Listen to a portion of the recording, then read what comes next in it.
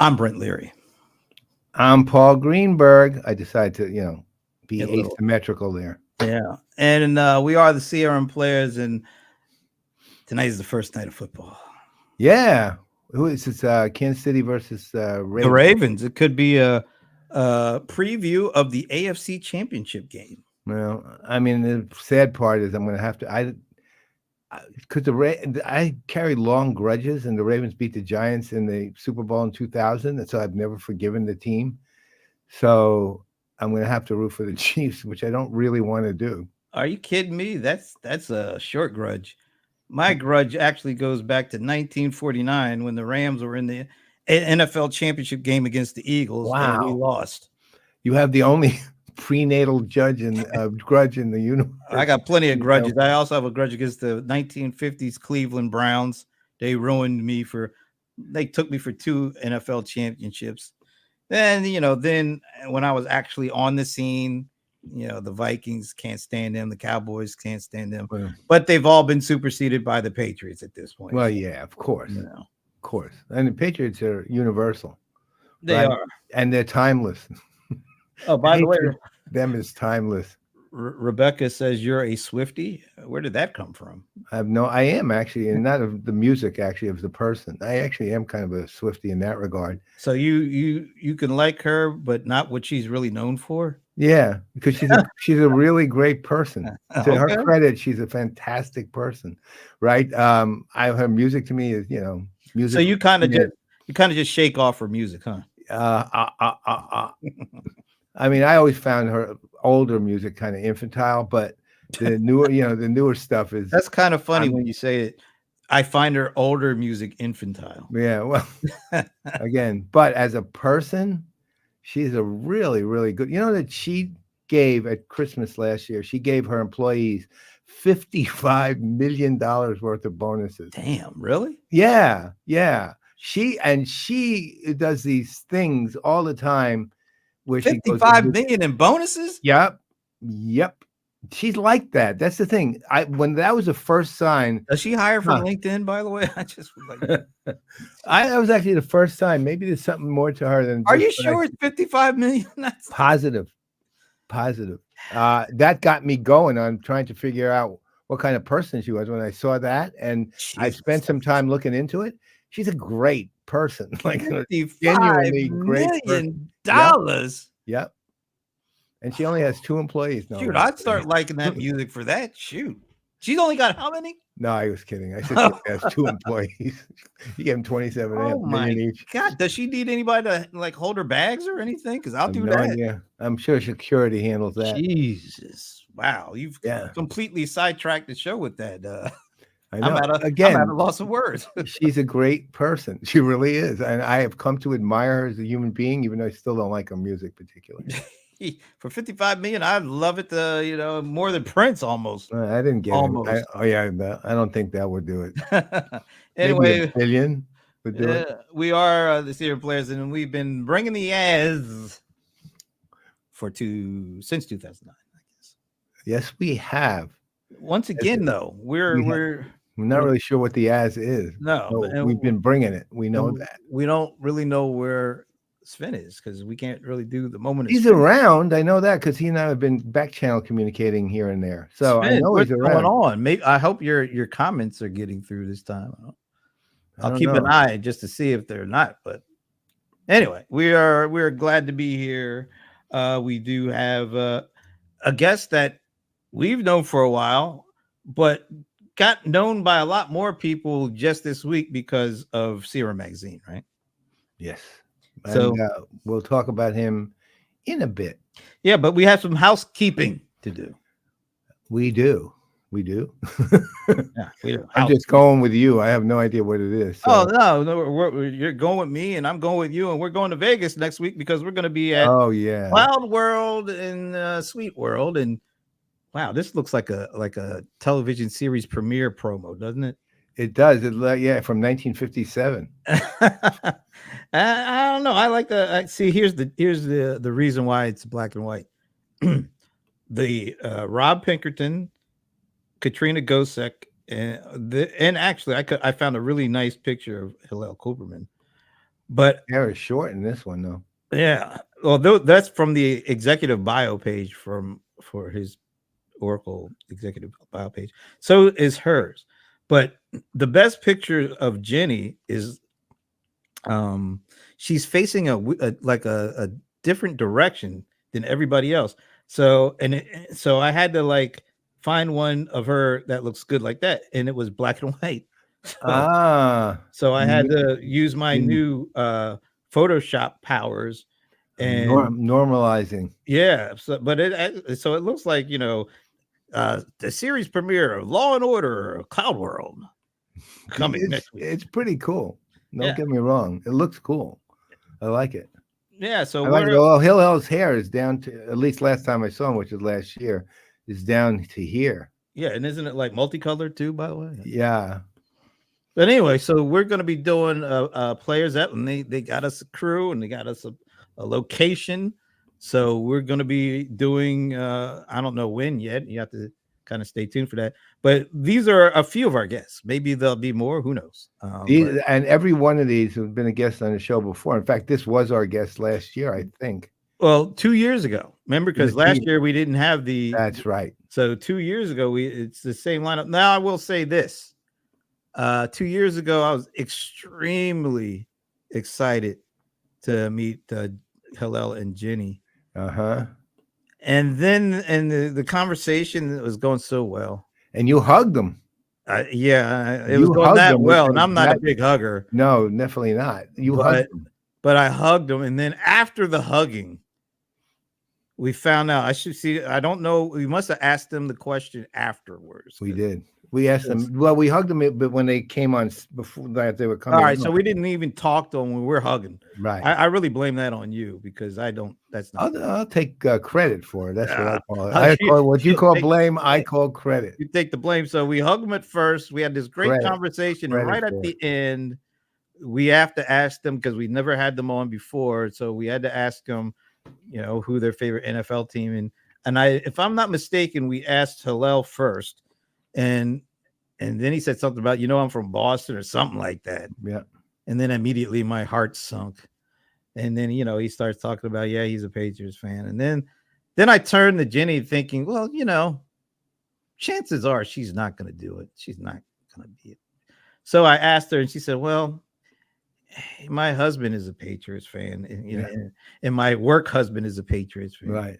So I guess you could say and right then and there, I was kind of like, let's end this now. Yeah, Brent was trying to take back the hug. Yeah, I really was. I was physically rescinding the hug, trying to walk it back, but it's too late. So now I know better. Although I'll be very glad to see them all, I ain't hugging no more Patriots. Yeah, I'll hug them all. There you go. You can do my hugging for me. This is my last tour of duty for Paul Greenberg, analyst, Oracle, Cloud World, and then Dreamforce, and then Zoomtopia, and then what's the user testing one called? This. I think this it's called this. This for user testing. Those when user testing is done at the end of October, so am I. Wait a minute. Not you're done doing analyst. I'm done doing analyst. You're not done. Paul Greenberg analyst. You're not done. No, if Brent and I get paid engagements from these folks, I will go to the conferences, of course. I will watch them digitally if I'm not there, probably. But retirement is from all the analyst stuff, fully vests next year. Right now it's about 8/9, I guess, or 9/10. 9/10 vested. So this is it for Paul Greenberg 56 group analyst. I'm probably even going to shut the 56 group down next year. So we'll see how it all goes. But while we're doing that, I just got my notification. My Nike Los Angeles Rams Black 2024 sideline shirt just came in. So you want to go down and get it while we're waiting? That's all right. Let me finish the housekeeping. All right. Yeah, we'll get good with this now.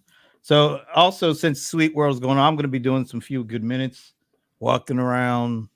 I don't know who I'm going to be talking to yet, but we'll see. Leave it up to our mutual friend Kim Guillaume to settle all that stuff out. So PPN has a big presence at this event. All right. So one thing that happened right before we started the show, which I thought would be interesting to talk about before we bring on a guest, is this.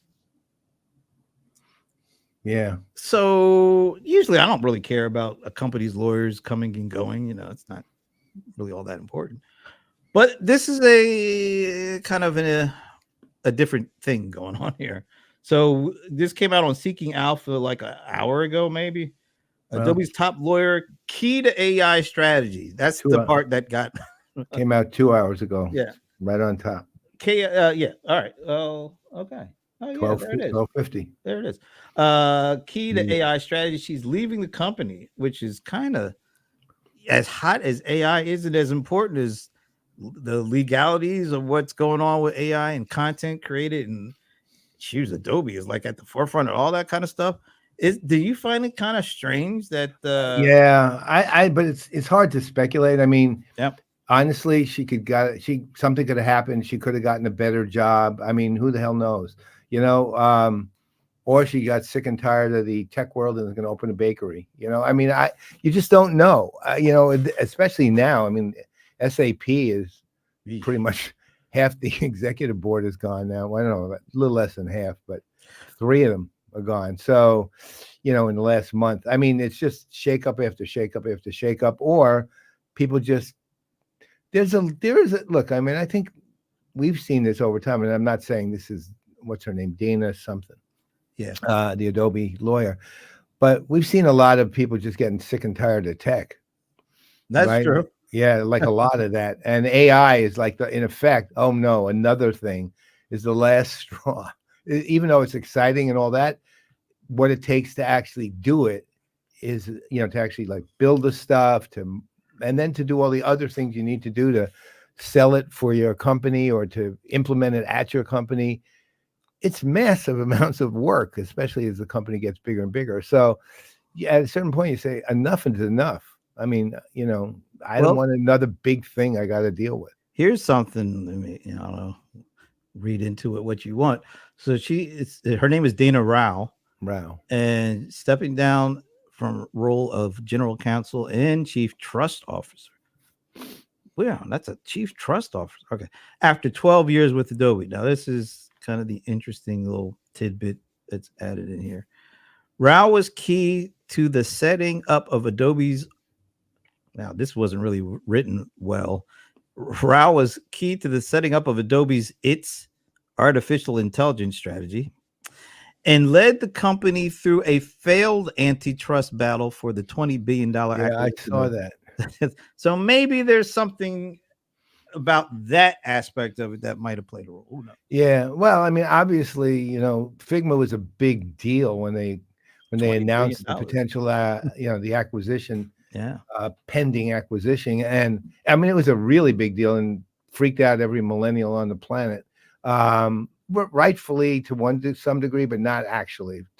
Meaning, I understand why they freaked out, because they thought, oh my God, our separate world of content creation, the way we do things, is going to be taken over by Adobe, and they're going to destroy us, our way to do it. When in fact, that was never Adobe's intent. I mean, I talked to Adobe a lot about the acquisition, pending acquisition at the time, and it was the plan. And the basic idea was maintain the integrity of Figma, et cetera, et cetera. But they said, sorry, antitrust, can't do it. You're done.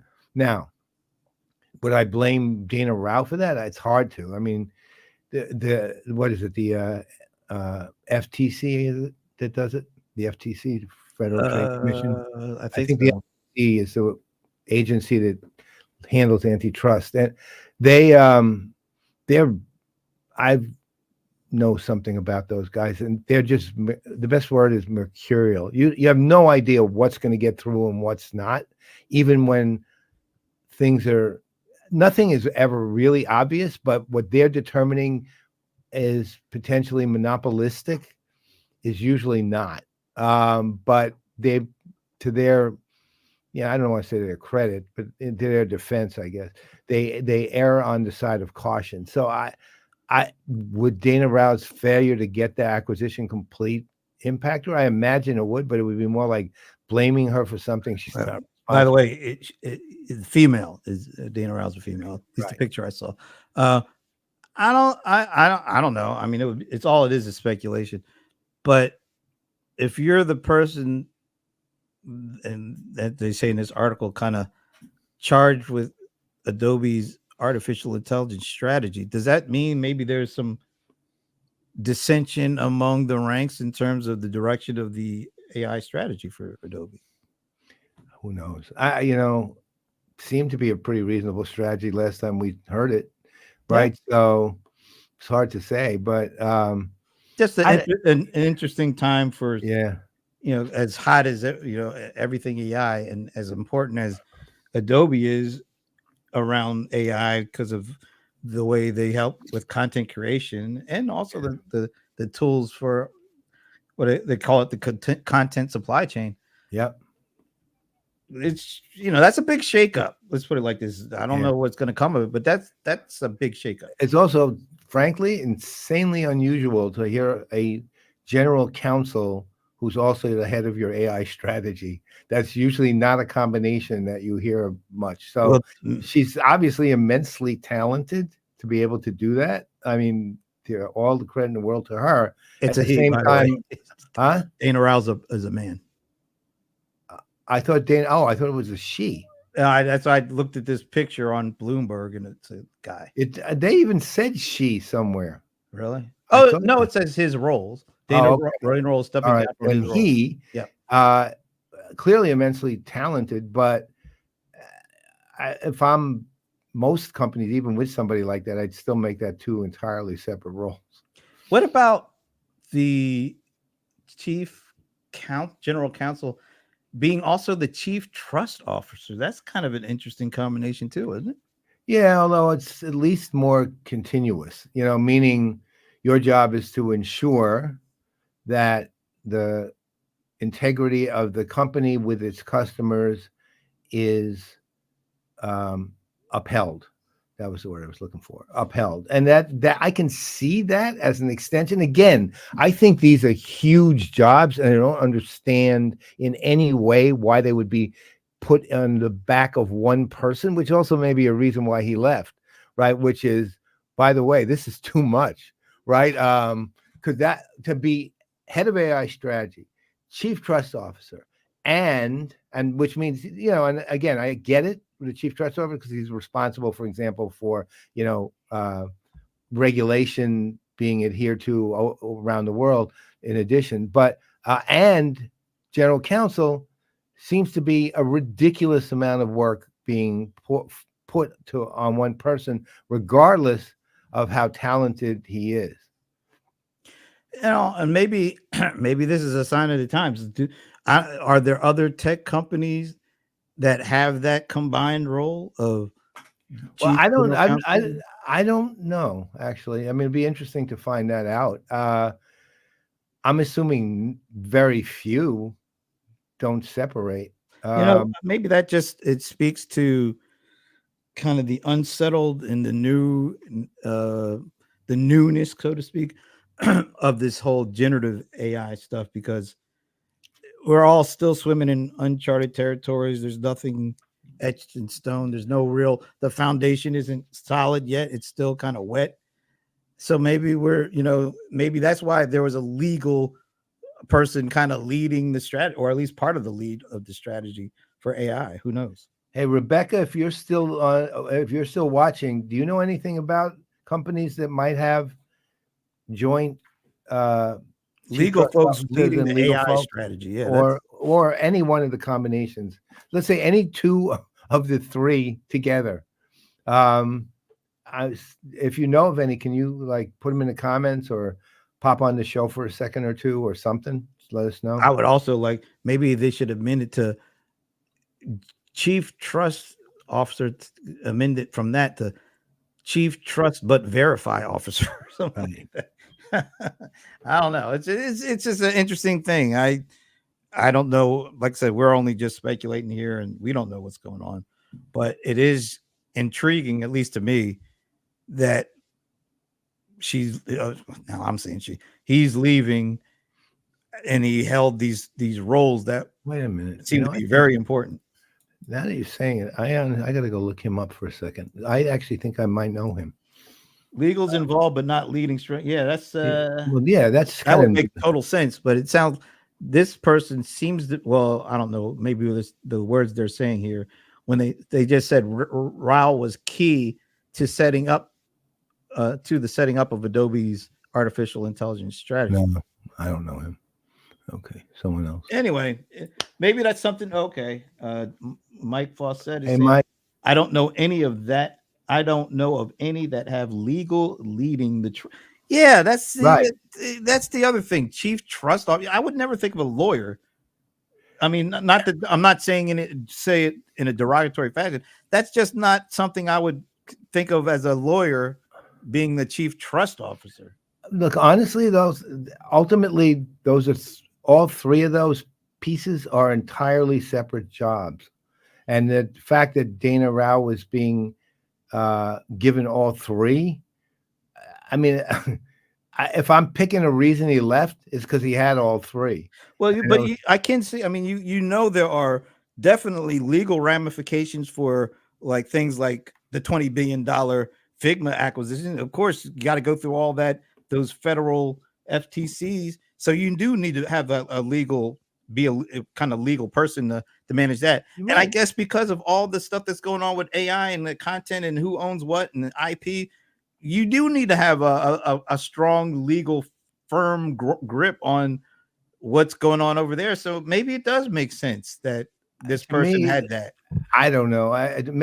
Again, the burden of work is what I'm looking at here. The burden of those three things is each of those three things is a job unto itself, an enormous burden unto each of them themselves. And the fact he had all three says to me, and again, I have no clue, that he might be leaving just because that's just way. Well, maybe that job was when he first got it. I mean, because he's been there for 12 years. I'm sure he didn't have those kind of responsibilities. Oh, I'm positive he didn't back then, but maybe because once again, Gen AI is affecting everything, not just AI, but Gen AI, and the legal ramifications for the content. Maybe that's what happened here. Maybe it kind of rolled to him just for the way it went, and so he had to kind of deal with that in addition to dealing with acquisitions. I mean, he had to deal with a $20 billion acquisition in addition to what's going on with Gen AI and content and IP. Yes, I mean, a little that much. Maybe they just got to be way too much for any person. But it's also kind of shining a light on the future, which is you're going to have some issues that, you're going to have to deal with, from the SEC or the FTC standpoint with acquisitions and mergers, but also potential new legislation around who owns the content that's being created by the tools that you guys are providing people. Yep. There's a lot of uncharted territory there. And let them unsubscribe when they want. Or let them unsubscribe. Or you could be like Canva and just say, we're going to charge you guys like $500 for our new Gen AI tools, where you're used to paying like $50 a month.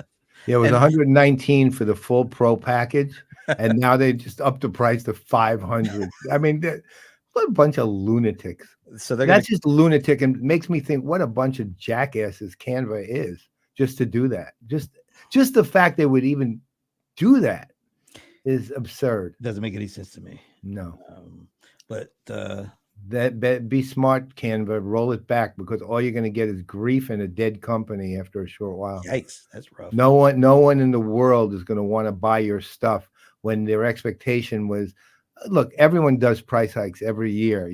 I mean, we see it in everything we do, but it's usually 400% price. Right, 5%, 10% maybe, and that's even bugs people. Hey, look, I get mad when Netflix ups me every year $1. Yeah, that's what I mean. So it's disturbing, but you end up paying it, right? Because you want the service. Nobody in the world thinks you're worth 4.5 times what you are just because you got ChatGPT now. Yeah, that's or whatever crazy. You got. Whatever. All right. So one last thing. I spent a few good minutes with Marco Castellano over at Microsoft, he's not only VP of Azure AI Azure, he's also Microsoft's AI futurist, which was really cool. We had such a great conversation. Haven't had a chance to put any clips up because literally it ended right before this one. But I found this clip that I played for him from one of he was speaking at one of the builds. But just this is part of what's interesting about AI that gets kind of lost in, oh, it can do purple cows and you can create a poem, all that. This is something interesting. This is our new video translator. With this, I can translate videos into other languages in my own voice. That's amazing. Maintenant, je peux enfin parler français comme je l'ai toujours voulu. Mata wa nihongo de nanika o sasayaku koto mo dekimasu. या मैं हिंदी में चिल्लाकर आपसे बात करूं? This AI is going to bring the world together. And this was just a little piece of this keynote he did, but I thought that was so cool because it wasn't just the changing of the languages. Notice, like, he was whispering in some instances, and it had the whisper sound and the excited kind of thing, and it had that. So it's not only getting the word translation, it's getting the sentiment and the kind of the emotional component. Right. And it's in his voice, which is really fascinating to me. We're seeing this stuff already taking place. And that was when was that? I think it was a couple months ago at that Build conference. Okay. Yeah, so that's really cool stuff. So anyway, that there'll be a lot of clips coming up from that because we talked about a bunch of stuff.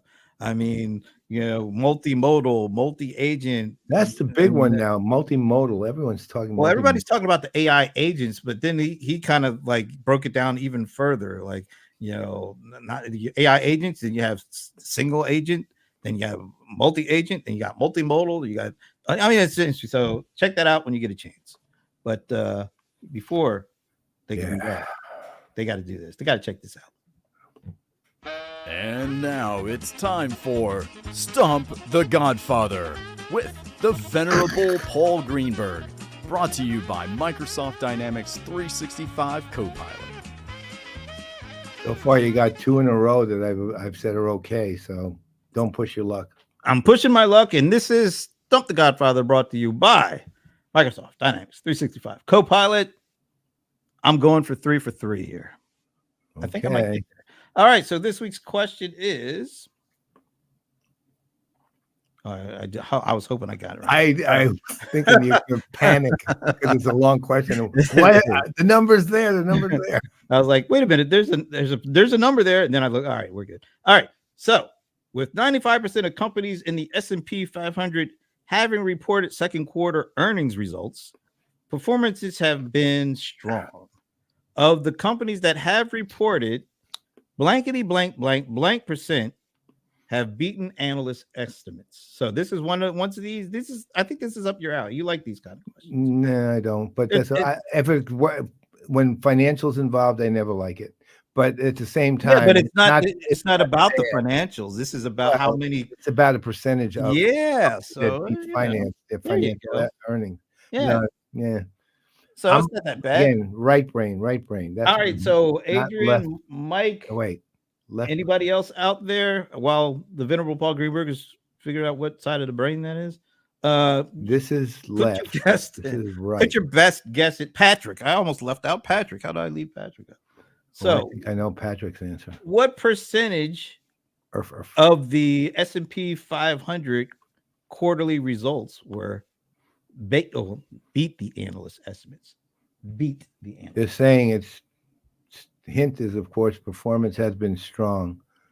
Well, but the question is, what percentage of their results beat the analysts? Well, you have to presume of strong results indicate that a lot of companies beat the analyst estimates. Well, but the answer. Otherwise, what's the definition of the word strong? What percentage? We don't want nebulous terms. We want the percent. Like Rebecca has 80, and Patrick has 70. I guess Wolf times that's 70%. Okay. Yeah. So I don't know. Sometimes I'm wondering if Rebecca is stealing Patrick's answer and then giving her answer and making it look like it's Patrick's. So. Ooh. No, Wolf. Anyway. So Rebecca 80, Patrick 70. Mike, if you're out there, you want to take a shot? let Hey, us if know. JR, if you're out there, you can cheat and find out. It might be a little harder. I don't know. We'll see. JR is pretty good at this stuff. Yeah, he's good. He's a good cheat. Yep. All right, so this might be it. So you want to go ahead and give your response to this question? Yep, 65. So we've got 65 from you, 70 from Patrick, 80 from Rebecca. Anybody else get your answers in before we go to the actual correct response? Let's see. What is this? Patrick is the brains on the He's the boss. I know that much. There's no question of that. I thought that was Tony Danza. Yeah. That was a show I could have done without. Yeah, there really was no reason for that show to ever exist. No. All right. So we're going to go ahead. So right now you're locked in at 65. Patrick is locked in at 70. Rebecca is locked in at 80. The answer to this week's, wait a minute. Our guest is in the green room. You want to take a shot at this? Leave it in the private chat and we'll let people know what your guess is. I'll give you like 10 seconds. It shouldn't take that long. It's taking longer than 10 seconds. All right. He ain't playing along with us. So we're gonna go ahead and get to the answer, which is still no drum roll. Whoa, Rebecca within 1%. 79%. And I'm guessing maybe Rebecca is a client of Edward Jones. Right. Yeah, I'm gonna have to quit Raymond James. 79% of the folks who reported their quarterly earnings beat analyst estimates. That's pretty good. That's amazing, actually. But even with all that said, so everybody is not only, well, see, that's the thing. They're beating estimates. That doesn't mean they're all making a killing. Maybe the loss wasn't as good, as big as they were expected, But then again, still it's a stronger performance than expected. Right. So with all that said, why does it feel like the stock market is in flux right now? Yeah. I think it was up. It was last I looked today, it was on its way up a little bit. Well, anyway, so that question was kind of up your alley, wasn't it? I'm going to give it maybe a 50% on this one. So before the other two were closer to, yeah. All right. And before that, about 12, 10%, maybe. All right. Some of them were 0. Some of them were negative 50. All right. And once again, Stump the Godfather brought to you by Microsoft Dynamics 365. Yeah. Copilot. And now I turn things over to the venerable Paul Greenberg to introduce today's guest. So, I'm out of focus. Here you months there. Well, that's because I'm leaning in. I'll have to fix it. Months ago, a year is now. We're talking years now, or a year, a couple of years. A gentleman became a regular on our happy hours, and he had this company, growing company. I don't know if he knew Mike Fawcett yet or not at that point. It might have been Mike who recommended he come on. I'm not sure. But the guy turned out to be like this really great guy, incredibly intelligent, a good writer. And of course, like me, verbose, wrote big pieces with big frameworks and great discussion, and ran a company that actually was very interesting in terms of what it did for salespeople. But it's also in effect what it did for customers too. The company itself is called SpotLogic. Now, roughly yesterday, not really roughly, yesterday, SpotLogic was named as a leading niche player in Salesforce automation and won, as a result, one of the CRM Magazine Industry Awards, the 2024 Industry Awards. And it's the 23rd. It was 23rd year of these awards. So and keep in mind, this was chosen by groups of analysts who are on the CRM Magazine panel. Now, so you have a combination of a company that is fascinating in what it does, a guy who is a really, really, really good guy, just like one of these people you just like. I mean, that's the best way to put it. Just like the guy when you meet him. And at the same time, somebody who knows how to write and understands, to the credit of his brethren, to his credit rather, that you don't just do a product, you have to put out your company has to do all those other things like market and sell and do outreach and take care, basically do what a company does, which is and that founder's problem historically is they don't do that. And Pete Smith, CEO and founder of SpotLogic, does. So award-winning now SpotLogic, CEO founder Pete Smith, bring the man on. There he is. You're muted. And wrong button. And you're back. I was gonna guess $1 on the previous opportunity, but yeah, that would have been awkward since we're looking for enough. Percentages. But okay, so while we talk, Paul didn't mention I was any good at math. No, well, by the way, Pete, I have to I'm say not, this. So I don't know. I have to say this, Pete. I've done a lot of thumbnails for all the shows over the years. Lots of pictures and images and things, and I have to tell you, your picture was the worst to work with, Pete. I'm sorry to tell you that, but it was very low res and blurry. People say that about all my pictures. I think low res is my best strategy. So I don't know if you consider that as winning an award like the Niche Award for SpotLogic, but you win. I'm just one step above all those pictures of Bigfoot. Maybe a half step. Yeah. So the thing when we were doing the show, Len Klee, not to be confused with Lynn Cly. Glenn Cly, not to be confused with Len Cly. Len asked me to explain it, and I only had like 20 seconds, so I really couldn't, not in 20 seconds, right? I basically said the simplest possible thing, which was it's a product that basically not only helps salespeople, but actually help their customers too, right? And which is heavy simplification, but in 10 seconds, you can't really say much, right? So can you explain the product to people a bit? Because I think it's really worth hearing what it does, because it is very different than most other SFA type products and adjunct products on the market. Yeah, sure. Thanks. Well, so it started with me building this for myself as a salesperson. So there was this sort of level of complexity, got to a point where I'm going to get heckled by the Muppet up in the box, right?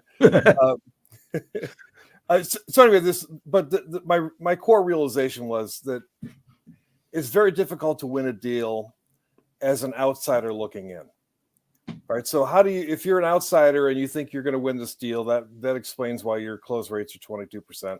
You're basically down to random error, right? So and so what if we look at like what's the root cause of that? And that is I don't understand enough about the customer and their needs and their priorities and their constraints and the different stakeholders and the way that they look at the same problem to create value for the customer. So one of Michael Fawcett's been running this study for years, first at IDC and then at G2, where they uncovered that I think it's up to 68% of buyers don't call a salesperson until they've made a purchase decision. So that's just been eking up every year. And what does that tell you? It tells you that if your strategy is to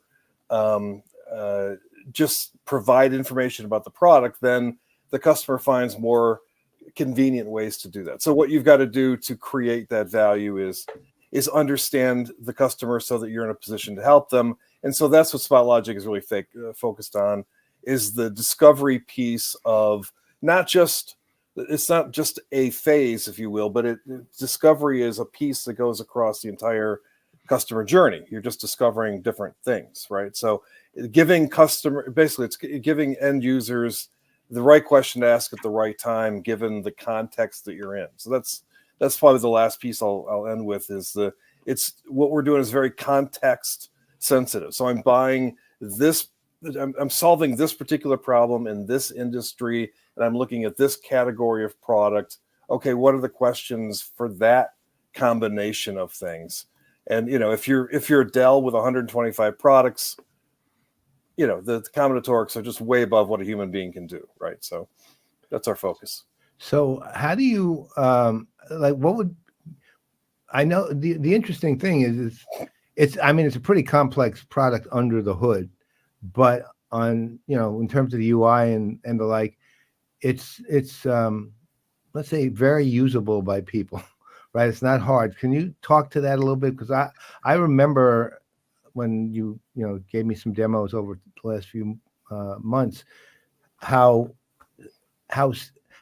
seemingly, because I'm not actually using it, so seemingly simple it is to at least navigate. I don't know about using it. Yeah, that was the goal. In fact, we have 5 design patents on just how efficient it is to get to any piece of data in the system. So if you think about like using Slack and you wanted to be sure that you had all of the data related to a particular topic, I don't know how long that would take you to feel confident that you've got everything from lots of different threads and so on. And you can get to any piece of data in SpotLogic in 3 or less clicks.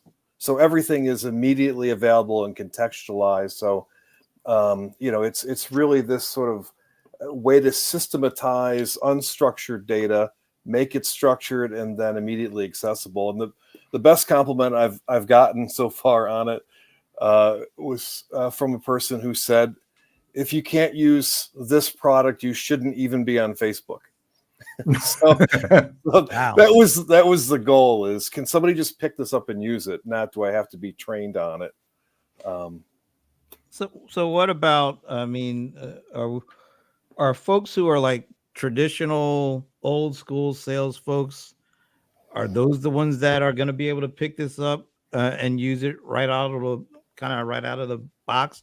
Or do you have to change the way that you view sales in order to really take advantage of this kind of thing? That's a great question. So that I had this, our most recent innovation is to what I call adaptive enablement, meaning you can use, like, the product molds itself to how you want to use it in this instant. In this instance. So if I'm doing something that is really familiar to me, I might not use it at all.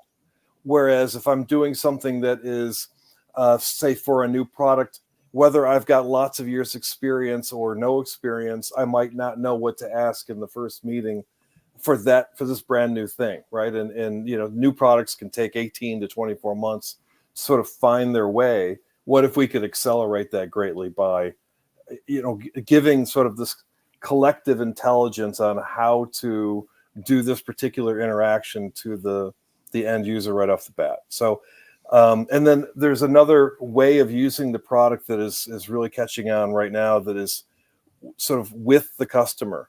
So it's a collaborative framework where you can help the customer understand what do we need to understand in order to make this complex decision, right? And so the customer can even contribute to what is really, in effect, a data model that sits at the core of each one of these decisions.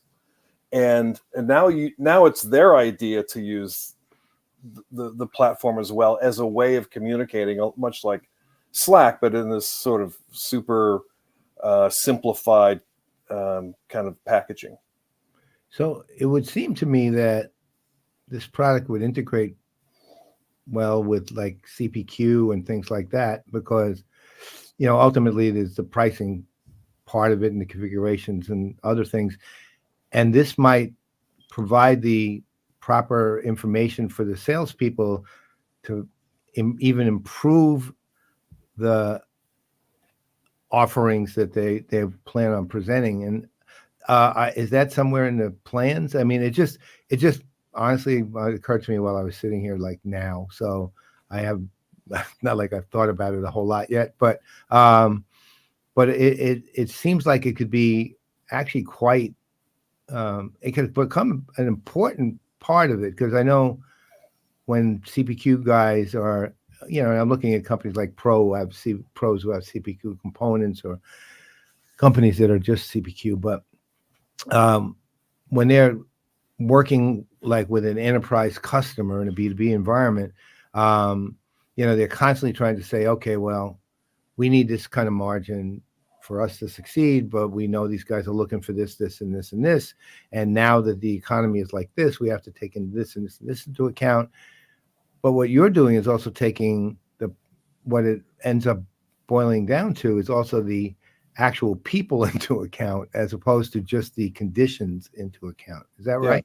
Yeah. And it's sort of the flip side of the coin of helping you discover something. Okay, now that we've discovered it, who else can consume this information? So how can it inform the pricing or marketing initiatives, or you could even extrapolate that to like our partner network. We could learn, Dell's got 55,000 active partners, right? You could start to get this telemetry from a partner network that you couldn't before, and then start to say, oh, well, this is what's going on in the transportation industry.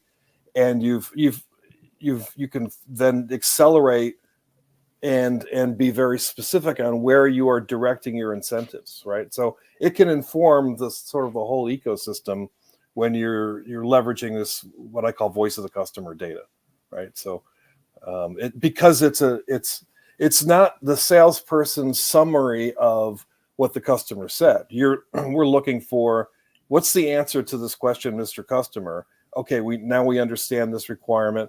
And the other thing that we've recently added is the ability for multiple stakeholders to chime in, and then to use something like generative AI to go, here's the sort of composite way of looking at this, and it just presents you sort of a win-win alternative to people having different points of view on the same subject. It finds those commonalities, and it does that really well. It says, here's how you could solve for so that's kind of the thing, is when you start to have these stakeholder versus stakeholder with different types of backgrounds, they both start to get an expanded view of what it is that they're both trying to achieve here. And then you wind up with a different, and this boils into, how does the salesperson become an insider? How do they create value? How do they make sure that, or do their best to help the client make the best decision they can for the company, rather than, a single individual? So did you see? Go ahead, Brent. If you go ahead, I'll follow up. I just was curious if you just saw what Jason said. Put that back up. The heckler. Yeah. Yeah. But look what he said. It has the ability to become the master of unstructured data for the enterprise. But one, I can actually see that. I basically was sitting here thinking of it plugged into effectively the middle of a platform somewhere, and a lot of things generating through it. I don't know if from it as much as through it, right? And it gets added as that's a great distinction. Yeah. So that kind of goes to what Jason's saying too. So elaborate on that. I think that's a really, really interesting idea, and also, by the way, could make you wildly successvel, and the heckler could make you thus rich beyond your expectation. So I haven't read Michael's yet, but I think we're probably on the same page here. Like I just had a real long discussion with Ann Thacker earlier today about SpotLogic being this sort of on ramp for the more data that is now in a digital format that's contextualized, right, or now structured, and so now it's immediately available for downstream AI to do something with it, in addition to just the understanding across the team and the communication that the SpotLogic is promoting. So it's kind of like an on-ramp to these other decision intelligence, aspects of the ecosystem. So it could be, if it's a simple decision, then the data is flowing to one set of applications. And if it's a more complex decision, then it's flowing to a different set of applications or workflows. Yeah, I mean, if I'm looking at it from imagistically, I'm looking at like something is occurring and the information is passing through SpotLogic, which then adds to it as it continues on through, right? Which then makes it at at some endpoint somewhere along the path, even immensely more valuable to whoever is looking. Yeah. For the concept is to create sort of reusable information objects. So they're contextualized. So if we're in this situation again, we can grab that guy and we're starting not from scratch again. Everybody's reinventing the wheel when they act autonomously, right? So how can we, start at a higher plane all the time? And obviously, the more you would use the platform, the more information objects you've got, and now you understand how we could accelerate like the decision making process, because we've covered this, for a similar decision somewhere else, and we're starting from that starting point as opposed to scratch. I guess the final thing related to all of this, and then I'll leave it so Brent can ask what he wanted to ask, is do you scale at that level? Can you scale at that level? Meaning, I mean, we're talking about, we're not talking about something small here. We're talking about huge amount of potential scaling. So I've had the good fortune of, I've been funded totally so far by former customers, and those, they're all from the Wall Street era or sector, and our CTO is the former CTO of Goldman Sachs, and he's had to build massive scale solutions that work globally, and prior to coming to SpotLogic, he ran one of the two divisions at Bloomberg. So if we have a problem bigger than what Bloomberg has in terms of managing data, then that'll be a good problem to have. So far so good on the scale building. Yep. Okay. Thank you, sir. Sure. Brent? Go ahead, Brandon. I'll stop now. So when I think about why salespeople never got or wanted to ever use CRM, they thought it was more built for their manager and for management, a reporting system, and then kind of look at the stat that Mike is talking about and that you brought up. 68% of folks that are buying stuff, they're already like made their decision, and then they basically go to a salesperson to take an order at that point. With the world or not take one, right? or and you'll never know. right. That's the majority of it. So when you look at building systems that hopefully will be used and will be successfully used, I'm starting to think about something that Zoho said during Zoholics when they were talking about their CRM for everyone.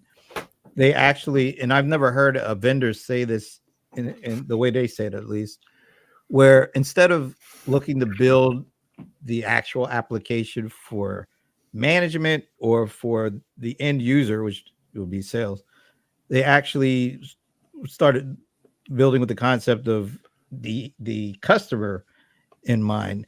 And that's partially because of all the things that customers can do via apps that basically allow them to be their own salesperson and to fulfill their own orders and things like that. So I'm just curious, how much of that kind of thinking needs to be a part of this, a part of what you're kind of bringing. So it's not just the salesperson's perspective, which of course is extremely important, and definitely not just the manager's, needs, but the actual salesperson. Is this a system that somehow they're the ones going to be affected the most if they, choose to go down that path?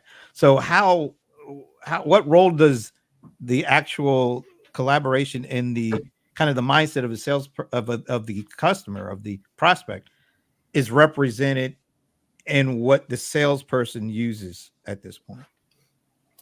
So the key is the ability, and again, it varies on what level relationship you have with the customer. So is the customer ready to engage with you at that level where you're problem solving, or are you at an earlier stage of you're still sort of an outsider looking in? So let's assume that you've sort of reached, or you're close to this insider status, that because we're using this sort of information model that is specific to this exact decision. So our focus is on the decision, not on some linear methodology for sales, right? So how do we help this is the thing that's left for enterprise salespeople to do, is help their customers make a better decision, which is why the customers like dealing with firms like Deloitte, because they think in terms of the solution as opposed to pitching a specific product, right? So that there's that mindset that is the basis of this interaction.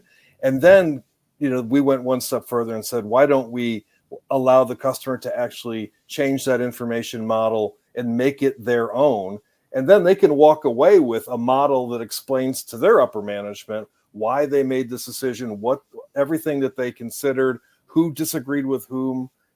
Here's how we resolved these points of difference between the different stakeholders. So I think that the customer is the key. So if we start from a sort of a outside in viewpoint of how to build the product, the customer and helping them make that decision, and bringing our collective expertise as a company. Imagine, everybody in Deloitte, their best ideas on how we do enterprise risk management being in a model that you start with every time you go to a customer, as opposed to a methodology. You have an actual data model. Here's the information we need to understand for you to do the best job. And then for the client to go, well, we are this kind of organization, and so this is more important than that. And so then you can start to sort of, put a weight on different variables and get rid of ones that aren't applicable and add ones that Deloitte hadn't thought of. Now you are giving this customer an advantage that their competitors don't have, because you're truly collaborating at the level that is actionable, as opposed to like activities. Like Jira is not going to give you some competitive advantage because you've seen something that wasn't apparent before. So before we get to the final question, which we're going to, even though we know you well, we have to, for both legal and archival purposes, ask, how do people get a hold of you? This is the second to last question. Legal reasons. No, Pete, coming up. Pete at SpotLogic.com. Thank you. All right. And all photographers out there, please contact Pete, because he really does need your help. Mike, you're a photographer, for God's sake. Come on, Mike. Of all people, job, man. Of all people, Mike, you got to help me out, because man, that took some work getting that picture looking kind of decent. So no, it's not personal. It's just the quality of the picture. Yeah. Right, not the quality. I'm blaming Mike now. I'm blaming Mike now. It's Mike. That's my point. As soon as you get a high quality picture, then it's going to get personal. All right, so we've come to the last question, and we ask this of every guest that joins us. And this is now, we have to say, Brent, just to be clear, we've known Pete a long time. We really do kind of know the answer, but we have to do this for legal, archival, and record, and it has to be on record. Yeah, so, I quite honestly, if he said it before, I must have missed it. I was too thrown off by the picture. Anyway, so did you have a favorite NFL team? Buffalo Bills. Yeah, we knew All that. right, yeah, See, you're I good. mean, I remembered that right off the bat, You're but we had to have it on record. Sorry. Don't I look like somebody who's about to jump on a table? Yeah, okay there, Pete. Well, you know what? Yeah, you and Bob Stutz. You know that on my Facebook Good page, company. Yes. on my Facebook page to this day, because Bob and I had this conversation like 4 years ago. We are like, wouldn't it be cool if the Rams and the Bills met up in the Super Bowl? Because they were both kind of up and coming teams at that point. And so I've kept it up there, although we've been there and won. You know, I'm still waiting for the Bills to join us. So I would be very happy to see the Bills in the Super Bowl. Unfortunately, my team is ranked 31 out of 32 in the preseason. Yikes. So, yeah, that's only the Panthers are ranked worse, and that's in most places. Okay, Mike, that's it. We're counting on you, Mike. Of all people I mean, given Pete's stuck with these low-res pictures, and you have Mike Fawcett. We had a show called The Three Mics, and he was on it talking about 3 people in our industry who are amazing photographers. Did you actually do any numbering system for the 3 mics? Like who's number 1 mic and number 2 mic? No. Okay. All right. Well, wait. Pete, are you going to be either at Cloud World or Dreamforce? I am going to be at Dreamforce. Mike, are you going to be at Dreamforce? Oh, whoa. Yeah, baby. Let us know, Mike. Because you better put in if you're going to be at Dreamforce, Mike's on mute. You better come with your best lenses and camera. If you don't come, we'll bring one with us because this has got to happen. You know, I thought Lundy was going to be the old Muppet up in the balcony, but it's somebody else is giving me the hard time here. We are giving you because the picture was bad, not because you. Mike is going to be there. He's bringing his gear. All right, Mike. So it's up to you. High-res, high quality photo of this handsome man here. Absolutely. We cannot let this go on any further. Anyway, Pete, surprisingly, this has been fun. No, I'm just kidding. This is awesome. No, it was. And thank you, by the way. That was good. I think people now I had 10 seconds to make the case, and I didn't do. I oversimplified it. You were caught off guard. I was, and I didn't really know how to do it in like just a few seconds, right? So I could have done it if I had 2 or 3 minutes, but you right now we got the footage. Now we can now just play Pete explaining the product. I don't know, Mike, about this iPhone. Come on, Mike. We know you carry about 4 or 5 cameras with you at all times. I mean, he doesn't check a bag, right? Where's the Hasselblad? Yeah, use the Hasselblad. That's it. Nothing but the best for Pete Smith. Thank you very much. Thank you. And on that note, on behalf of Pete Smith, I'm Brent Leary. I'm Paul Greenberg. We are the CRM Players, and it seems like it's been so long since we said hello. Hello. There she is. And now we can say goodbye. See ya. See you in Vegas.